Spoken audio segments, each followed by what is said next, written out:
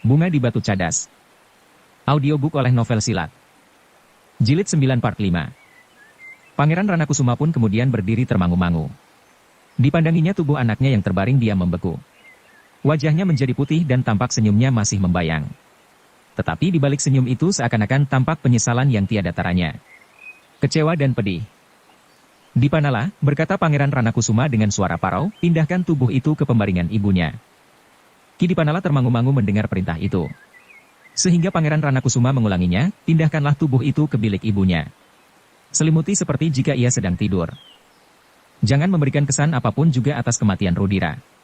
Berbuatlah seolah-olah tidak terjadi apa-apa sama sekali jika nanti ibunya datang. Ki Dipanala menganggukkan kepalanya dalam-dalam sambil menjawab, baik Pangeran. Aku akan duduk di pendapa. Setelah kau selesai, pergilah ke pendapa juga, lalu katanya kepada tabib yang mencoba mengobati Raden Rudira tetapi gagal, aku mengucapkan terima kasih atas usahamu. Sekarang tidak ada gunanya lagi kau berbuat sesuatu atas mayat anakku. Karena itu, kau dapat meninggalkan rumah ini. Pada saatnya kami akan menyelesaikan perhitungan atas jasa-jasamu. Terima kasih tuanku. Hamba sangat menyesal bahwa hamba tidak berhasil. Bukan salahmu. Kau sudah berusaha. Bantulah Dipanala, kemudian kau boleh pulang. Pangeran Ranakusuma itu pun kemudian pergi ke pendapa. Ditinggalkannya Rudira yang sudah tidak bernafas lagi itu dengan hati yang luka. Sepeninggal Pangeran Ranakusuma, maka Ki Dipanala yang mengerti maksud pangeran itu, segera membawa Raden Rudira ke bilik ibunya dan dibaringkannya di pembaringan Raden Ayu Galihwarit, dengan diselimutinya baik-baik seolah-olah Raden Rudira sedang tidur nyenyak. Kemudian disusukannya nyala lampu di dalam ruang itu dan dibersihkannya ruang Raden Rudira sendiri. Setelah semuanya selesai, maka tabib itu pun minta diri kepada Ki Dipanala. Sampaikan kepada Pangeran Ranakusuma. Aku tidak usah mohon diri lagi kepadanya. Baiklah. Tetapi jangan mengatakan kepada siapapun apa yang sudah terjadi. Tabib itu menganggukkan kepalanya, dan sejenak kemudian ia pun meninggalkan istana Ranakusuman. Para pelayan yang berusaha menanyakan kepadanya tentang Raden Rudira, sama sekali tidak dijawabnya. Namun karena tabib itu nampaknya tersenyum-senyum, maka para abdi mengira bahwa keadaan Raden Rudira menjadi berangsur baik. Tetapi mereka masih tetap menjadi gelisah, karena Pangeran Ranakusuma belum memberikan perintah apapun bagi mayat Mandra yang masih dibaringkan belakang. Dalam pada itu, Pangeran Ranakusuma duduk di ruang depan dengan wajah yang murung. Terbayang apa saja yang sudah dilakukan selama ini. Usahanya untuk mendapatkan pengaruh dan kedudukan telah merampas seluruh waktunya sehingga ia tidak sempat meneliti tingkah lakunya sendiri. Sejenak kemudian maka Pangeran Ranakusuma itu pun berdiri. Dilihatnya Dipanala sudah duduk di bibir tangga pendapa. Tetapi ia tidak menyapanya. Perlahan-lahan ia masuk ke ruang dalam dan menengok ke bilik sebelah bilik Rudira. Dilihatnya pembaringan Raden Rarawarih pun masih kosong. Tanpa diajari oleh ibunya, agaknya Warih mempunyai kebiasaan yang sama dengan ibunya, berkata Pangeran Ranakusuma, selama ini aku tidak pernah memperhatikan kedua anak-anakku. Aku tidak tahu apa saja yang dilakukan dan apa saja akibatnya. Apalagi ibunya yang tampaknya sangat menyayangi anak-anaknya. Ketika Pangeran Ranakusuma kembali ke pendapa, terbayang sekilas pergaulan anak gadisnya itu menurut penglihatannya yang hanya sepintas. Setiap kali ia pergi bersama anak-anak gadis putra bangsawan. Meskipun mereka adalah saudara-saudaranya juga, bahkan ada di antara mereka yang masih sepupunya, namun kadang-kadang akan dapat menumbuhkan persoalan pula di antara mereka. Tiba-tiba Pangeran Ranakusuma mengangguk-angguk. Katanya kepada diri sendiri, tetapi kali ini ia pergi ke kakeknya. Mungkin besok ia baru kembali. Sambil menarik nafas dalam-dalam Pangeran Ranakusuma itu mulai melihat apa yang sudah dikerjakan oleh anak-anaknya. Akhir-akhir ini putrinya sering pergi ke istana kakeknya. Di sana ada beberapa orang gadis sepupunya. Apakah anak itu harus diberitahu tentang kakaknya? Pertanyaan itu mulai mengganggunya. Namun akhirnya Pangeran Ranakusuma memutuskan bahwa ia akan menunggu kedatangan Raden Ayu Galihwarit lebih dahulu, kemudian baru berbicara tentang Warih. Untuk beberapa lamanya Pangeran Ranakusuma merenung. Sambil mengangguk-anggukan kepalanya ia berkata, mungkin itu pula sebabnya, kenapa ia justru sering menyuruh Warih pergi ke kakeknya. Mungkin Warih dapat mengganggunya apabila ia ada di rumah. Bukan karena anak itu ingin menyertainya, tetapi mungkin kehadirannya dapat membuatnya bimbang untuk melakukan perbuatan yang tercela itu. Ki Dipanala yang duduk di ujung pendapa, sama sekali tidak mengucapkan sepatah kata pun. Ia hanya duduk sambil menundukkan kepalanya. Ia menunggu jika Pangeran Ranakusuma bertanya sesuatu kepadanya. Tetapi karena Pangeran Ranakusuma sama sekali tidak mengucapkan sepatah kata pun, maka Ki Dipanala pun hanya diam saja sambil merenungi peristiwa yang baru saja terjadi. Dengan demikian, meskipun di pendapa itu duduk dua orang yang tidak begitu berjauhan, namun suasananya benar-benar dicengkam kesenyapan. Pangeran Ranakusuma setiap kali menundukkan wajahnya dan mengusap keringat dingin yang meleleh di keningnya, sedang Ki Dipanala setiap kali menarik nafas dalam-dalam. Mereka berdua bersama-sama mengangkat wajahnya ketika mereka mendengar suara kereta. Tentu Galihwarit, desis Pangeran Ranakusuma, karena bukan kebiasaan Rara Warih datang berkereta di malam hari apabila ia pergi ke istana kakeknya, ayahanda ibunya. Dugaannya itu ternyata benar. Sejenak kemudian sebuah kereta berderap memasuki halaman istana Ranakusuman. Di dalamnya duduk seorang perempuan cantik dalam pakaian yang cemerlang. Sedang di samping Sais seorang prajurit yang agaknya telah mengantarnya lengkap dengan senjata di lambungnya. Ki Dipanala dengan tergesa-gesa berdiri ketika kereta itu langsung menuju ke tangga pendapa. Sambil melangkah turun sampai ke anak tangga yang paling bawah, Dipanala memandang kereta itu dengan hampir tidak berkedip. Tiba-tiba saja dadanya menjadi berdebar-debar seperti sedang menghadapi bahaya yang tidak mungkin dapat diatasinya. Kereta itu berhenti tepat di kuncung pendapa. Prajurit yang duduk di dekat Sais itu pun segera meloncat turun dan membuka pintu kereta. Sambil membungkuk dalam-dalam ia mempersilahkan Raden Ayu Galihwarit keluar dari kereta itu. Pangeran Ranakusuma memandang istrinya yang baru turun dari kereta itu dari tempat duduknya. Ia sama sekali tidak beringsut dan apalagi berdiri. Ketika Raden Ayu Galihwarit turun dari keretanya dan dilihatnya Pangeran Ranakusuma sudah duduk di pendapa, dadanya berdesir. Namun ia segera berusaha tersenyum sambil bertanya, "Kakanda sudah kembali dari istana?" "Belum lama," jawab Pangeran Ranakusuma. Jawaban itu ternyata mengejutkan Ki Dipanala. Hampir tidak ada kesan sama sekali bahwa sebenarnya hati Pangeran Ranakusuma sedang dibelit oleh kedukaan yang tiada taranya. "Oh, Pangeran tidak langsung pergi ke pertemuan itu." "Aku kira kau sudah kembali," jawab Pangeran Ranakusuma. "Pertemuan itu baru saja bubar. Yang hadir melampaui yang diundang. Dan itu menimbulkan kesulitan." Raden Ayu Galihwarit tertawa, "Lalu, untunglah kesulitan itu dapat segera diatasi." Pangeran Ranakusuma mengangguk-angguk. "Lalu," katanya, "apakah kereta itu masih akan kembali ke tempat pertemuan itu?" "Ya Kakanda. Masih ada beberapa orang yang harus dijemput." Pangeran Ranakusuma mengangguk-angguk pula. Tetapi ia tidak berkata apapun lagi. Raden Ayu Galihwaritlah yang kemudian menyuruh Sais keretanya untuk meninggalkan istananya. "Kembalilah, mungkin masih ada yang akan mempergunakannya," katanya. Sejenak kemudian maka kereta itu pun segera berderap meninggalkan halaman. Prajurit yang ada di samping Sais itu mengangguk dalam-dalam ketika kereta itu mulai bergerak. "Cukup meriah," berkata Raden Ayu Galihwarit sambil tersenyum. Perlahan-lahan ia mendekati suaminya yang masih duduk di tempatnya. "Sayang, Kakanda tidak pergi menyusul hamba." Beberapa orang pangeran hadir juga di dalam perjamuan itu. Raden Ayu Galihwarit berhenti sejenak, lalu, kenapa mereka tidak menghadap Kanjeng Susuhunan? Pangeran Ranakusuma menggelengkan kepalanya. Jawabnya, "Aku tidak tahu." Raden Ayu Galihwarit mengerutkan keningnya. Lalu sambil berdiri di belakang Pangeran Ranakusuma ia bertanya, "Apakah ada sesuatu yang sulit di dalam pembicaraan pangeran dengan pihak istana atau kumpeni?" Tidak, jawab Pangeran Ranakusuma, "semuanya berjalan lancar. Justru karena itu aku pulang lebih awal dari pertemuan yang pernah dilakukan di istana." "Oh," Raden Ayu Galihwarit tertawa. Kedua tangannya meraba pundak Pangeran Ranakusuma sambil berkata, "Apakah Kakanda akan duduk saja di pendapa?" "Aku akan duduk di sini sebentar. Udara terlampau panas. Aku minta Ki Dipanala menemui aku." Raden Ayu Galihwarit berpaling memandang Dipanala yang sudah duduk kembali di lantai pendapa tepat di atas tangga. Sejenak terbersit kecemasan di dalam hatinya. Sikap Pangeran Ranakusuma kali ini agak meragukan. Apakah cucurut itu sudah mulai menjilat dan mengatakan apa yang pernah diketahuinya? Bertanya Raden Ayu Galihwarit di dalam hatinya. Tetapi dijawabnya sendiri, jika demikian ia tentu tidak akan duduk tenang menerima kedatanganku. Mungkin Pangeran Ranakusuma langsung mengusir aku malam ini juga atau memanggil ayahanda untuk menjemputku.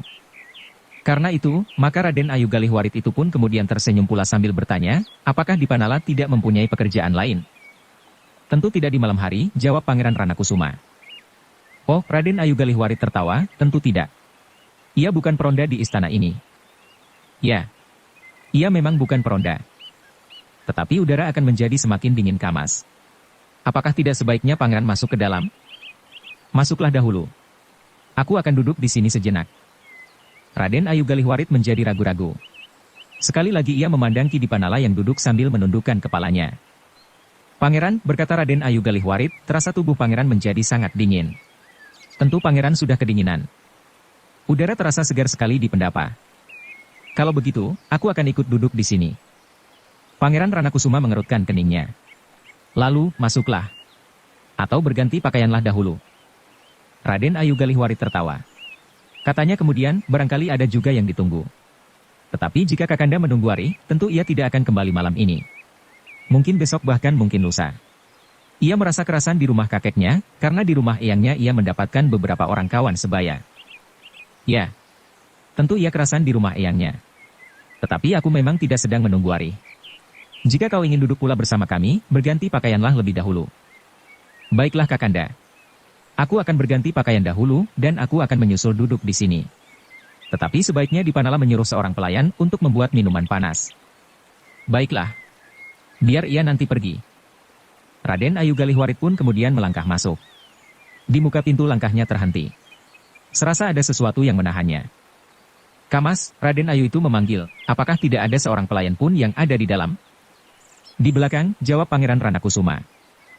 Kenapa lampu di dalam bilik itu suram sekali? Oh, tentu. Kau baru datang dari perjamuan. Tentu lampunya terang benderang sehingga lampu di dalam rumah kita itu rasa-rasanya terlampau suram. Tetapi nanti akhirnya akan terbiasa juga. Raden Ayu Galihwarit mengangguk-angguk. Tetapi ia masih juga ragu-ragu melangkah. Rasa-rasanya tengkuknya meremang dan jantungnya berdebaran. Belum pernah aku merasakan perasaan seperti ini, berkata Raden Ayu itu kepada diri sendiri. Tetapi kemudian dibantahnya sendiri, mungkin aku menjadi gelisah karena kebetulan Pangeran Ranakusuma sudah datang mendahului. Tentu ada perasaan yang kurang jernih padanya. Tetapi aku kira Dipanala tidak mengatakan sesuatu. Jika benar, Pangeran Ranakusuma tentu tidak akan setenang itu. Ah, aku ternyata telah diganggu oleh perasaanku sendiri, berkata pula Raden Ayu Galihwarit kepada diri sendiri. Dengan demikian, maka kakinya pun terayun pula memasuki ruangan dalam. Kemudian dengan ragu-ragu ia menuju ke pintu biliknya yang tertutup. Namun sekali lagi langkahnya tertegun. Ruangan dalam itu terasa terlampau sepi. Sepi sekali seperti kuburan. Dipandanginya pintu-pintu bilik yang tertutup. Biliknya sendiri, bilik kedua anak-anaknya dan bilik Pangeran Ranakusuma. Dan pintu-pintu yang tertutup itu kesannya bagaikan wajah-wajah yang murung dengan mata yang terpejam.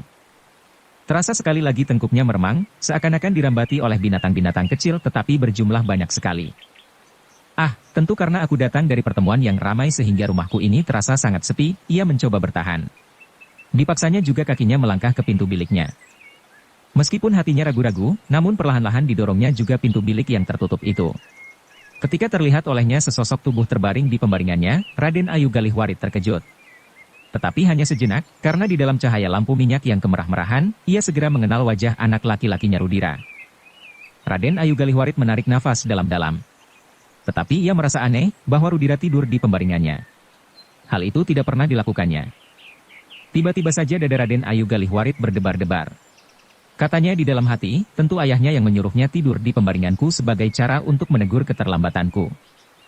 Atau barangkali Dipanala memang sudah mengatakannya, Raden Ayu Galihwarit menjadi ragu-ragu. Bahkan ia pun kemudian menduga, bahwa sebenarnya Rudira itu tentu belum tidur. Anak itu tidak pernah tidur lurus membujur di pembaringannya. Kadang-kadang ia tidur sambil melingkarkan tubuhnya atau bahkan menelungkup. Raden Ayu Galihwarit menarik nafas dalam-dalam. Biarlah aku akan bertanya kepadanya. Jika sesuatu akan terjadi, aku tentu masih mempunyai cara untuk mengelak. Aku akan mendapat bantuan dari para perwira kumpeni dan beberapa orang lainnya. Aku dapat mengupah beberapa orang untuk mengingkarinya dan memberikan kesaksian palsu. Tentu Rudira sendiri akan membantuku, namun kemudian dengan ragu-ragu ia berkata kepada diri sendiri, atau justru Rudira yang menjadi sangat marah kepadaku? Oh, Dipanala memang pengkhianat. Kenapa ia masih belum terbunuh? Ia memang harus mati segera. Segera. Namun dengan demikian Ibunda Raden Rudira itu justru ingin segera mengetahui, kenapa putranya itu tidur di dalam biliknya. Perlahan-lahan ia mendekatinya agar Rudira itu tidak terkejut. Kemudian dengan perlahan-lahan pula ia meraba tubuh itu dan mengguncang pada ujung kakinya, Rudira, Rudira. Tetapi menurut dugaan Raden Ayu itu, Rudira tidak segera terbangun. Anak ini, katanya, jika sudah tertidur, betapa sukarnya untuk membangunkannya, namun kemudian, tetapi anak ini tentu belum tidur. Rudira, Rudira, panggilnya pula. Dan tubuh itu sama sekali tidak bergerak. Sama sekali. Bahkan dadanya pun tidak. Raden Ayu Galihwarit mulai curiga. Tetapi sekali lagi ia justru tertawa sambil berkata, ah, bukan begitu caranya tidur Rudira. Orang yang tidur nyenyak tidak menjadi sekaku potongan kayu. Ayo bangun dan katakan, kenapa kau tidur di sini malam ini? Siapakah yang menyuruhmu? Ayahanda barangkali? Tetapi tetap tidak ada jawaban. Rudira tidak bangkit sambil tertawa. Tidak pula marah dan merajuk. Tetapi ia tetap berbaring diam membeku. Rudira, akhirnya kesabaran ibunya pun menjadi semakin susut. Katanya, ayo bangun. Apa sebenarnya maumu? Masih tetap tidak ada jawaban. Raden Ayu Galihwarit tidak sabar lagi menunggu jawaban anaknya. Karena itu maka didekatinya tubuh Raden Rudira itu dan ditariknya selimut yang menyelubungi badannya. Ketika tubuh itu terbuka, dada Raden Ayu Galihwarit bagaikan dihentakkan oleh sesuatu di dalam dirinya. Dengan mata terbelalak ia melihat sesuatu yang aneh. Namun kemudian darahnya bagaikan terhenti mengalir ketika dilihatnya tubuh Raden Rudira itu benar-benar telah membeku dengan tangan yang disilangkan di dadanya. Noda-noda darah yang masih belum terhapus dan luka-luka yang tampak di antara bajunya yang bagaikan disayat. Oh, Raden Ayu Galihwarit berdiri sejenak. Namun kemudian sebuah pekik yang tinggi memecah keheningan malam itu. Dengan sekuat-kuat tenaganya Raden Ayu Galihwarit menjerit sambil memeluk tubuh anaknya. Beberapa orang pelayan yang mendengar jerit itu pun segera berlari-lari ke pendapa, karena mereka tahu bahwa kereta yang membawa Raden Ayu Galihwarit baru saja datang. Mungkin Raden Ayu Galihwarit terkejut melihat keadaan putranya yang terluka itu. Dalam pada itu, Pangeran Ranakusuma memang sudah menduga bahwa istrinya akan menjerit sekuat-kuatnya. Karena itu, ia sama sekali tidak terkejut karenanya. Bahkan ketika beberapa orang berlari-larian ke pendapa, pangeran itu berdiri dan mendekati mereka sambil berkata, tidak ada apa-apa. Ia hanya terkejut. Nanti ia akan tenang kembali. Pergilah ke tempatmu masing-masing. Para pelayan itu menjadi termangu-mangu. Satu-satu mereka berjalan meninggalkan pendapa kembali ke tempat masing-masing. Di dalam bilik Raden Ayu Galihwarit menangis sejadi-jadinya. Dengan mengguncang-guncang tubuh yang terbaring itu dipanggilnya nama anaknya. Tetapi Raden Rudira tidak menyahut sama sekali. Pangeran, Pangeran, Raden Ayu Galihwarit itu berteriak, bagaimana dengan Rudira ini Pangeran? Pangeran Ranakusuma perlahan-lahan mendekati bilik itu sambil berkata kepada Dipanala, ikut aku. Demikian Pangeran Ranakusuma sampai ke depan pintu bilik, istrinya segera berlari mendapatkannya. Sambil memeluk suaminya Raden Ayu Galihwarit berkata di antara tangisnya, apa yang terjadi Kakanda? Apa yang telah terjadi? Tetapi sikap Pangeran Ranakusuma sama sekali tidak seperti kebiasaannya. Setiap kali Raden Ayu Galihwarit mengalami goncangan perasaan, atau bahkan kadang-kadang sekedar memanjakan diri, Pangeran Ranakusuma selalu berusaha untuk menenangkannya. Tetapi kali ini Pangeran Ranakusuma bagaikan patung yang membeku. Raden Ayu Galihwarit tidak segera dapat menanggapi keadaan. Bahkan ia pun mengguncang-guncang tubuh Pangeran Ranakusuma sekuat-kuatnya sambil bertanya di sela-sela isak tangisnya, apa yang sudah terjadi atas Rudira? Perlahan-lahan Pangeran Ranakusuma mendorong tubuh Raden Ayu Galihwarit sambil berkata, diamlah. Raden Ayu Galihwarit mulai merasakan sikap yang semakin asing dari Pangeran Ranakusuma.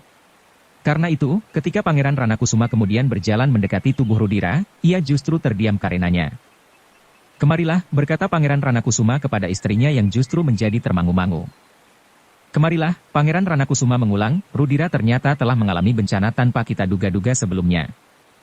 Raden Ayu Galihwarit dengan ragu-ragu melangkah mendekat. Ia sudah meninggal beberapa saat yang lalu. Raden Ayu Galihwarit menganggukkan kepalanya.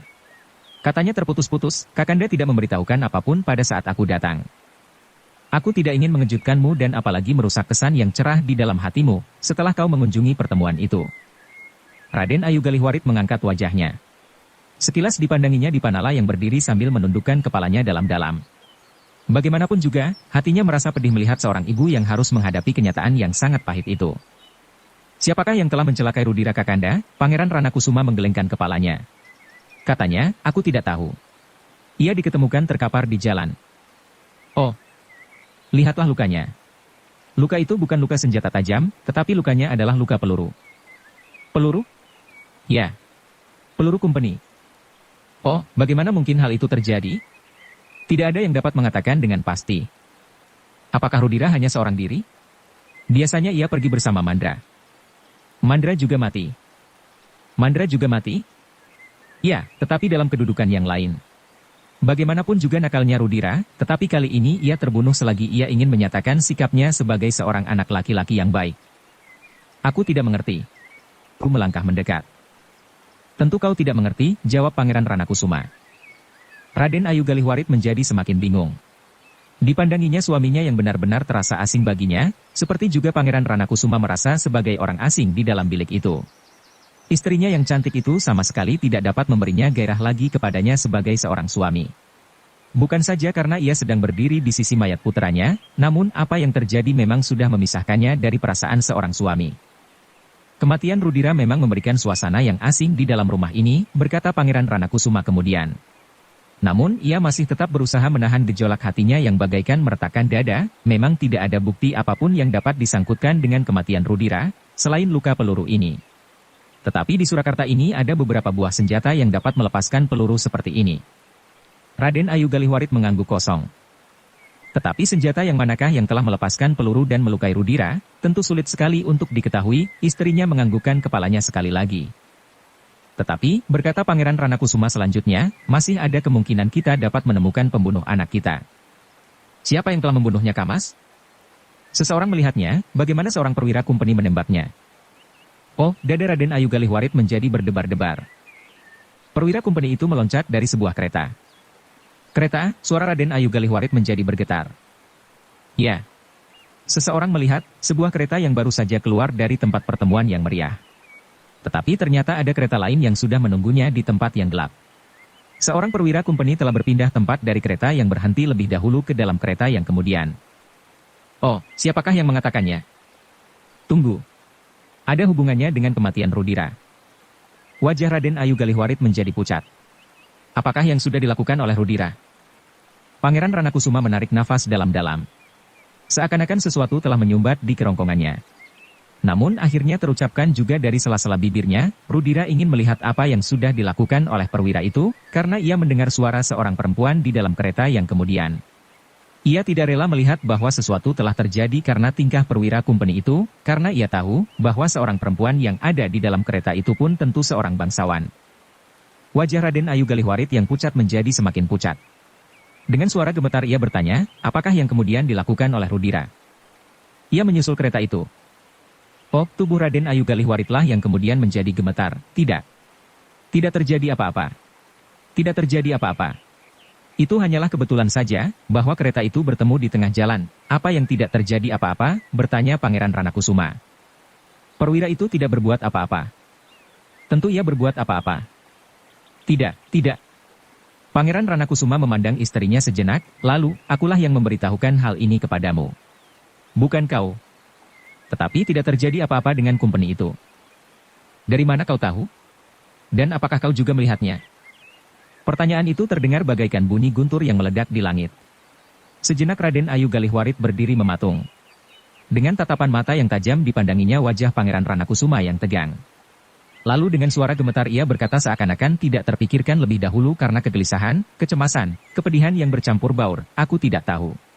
Aku tidak tahu apa-apa. Tetapi Rudira mengetahuinya, berkata Pangeran Ranakusuma, ia tahu siapa yang berada di dalam kereta itu. Ia tahu siapa yang mengatur pertemuan itu. Namun dengan demikian ia sudah terjebak oleh pengkhianat Mandra. Oh. Ketika Rudira dan Mandra mengejar kereta itu, dan Rudira berada di depan, ia melihat seorang perwira kumpeni meloncat dari kereta. Ia mendengar sebuah ledakan yang memekakkan telinga dan terasa ia terdorong pada pundaknya. Ia tidak dapat menguasai diri lagi. Dengan derasnya ia terlempar dan jatuh di atas jalan berbatu itu. Oh. Ia masih hidup ketika aku datang karena disusul oleh seorang abdi. Ia masih dapat mengatakan, siapakah yang ada di dalam kereta itu. Raden Ayu Galihwarit rasa-rasanya tidak lagi berpijak di atas tanah. Dari orang yang telah ditembak oleh kumpeni yang sedang dibakar oleh nafsu kecantikan seorang putra bangsawan itu adalah Rudira. Anakmu. Rasa-rasanya langit bagaikan runtuh menimpa dadanya. Sejenak Raden Ayu Galihwarit tidak dapat bergerak. Sekilas terbayang kembali perwira kumpeni yang meloncat turun. Kemudian disusul oleh bunyi tembakan dan suara tertawa yang berkepanjangan. Ketika dengan ketakutan ia bertanya, maka perwira itu menjawab bahwa ia telah menembak seorang penjahat yang mencoba hendak membunuhnya. Bersambung ke jilid 10 part 1. Dukung kami dengan subscribe, follow, like, komen dan share. Terima kasih.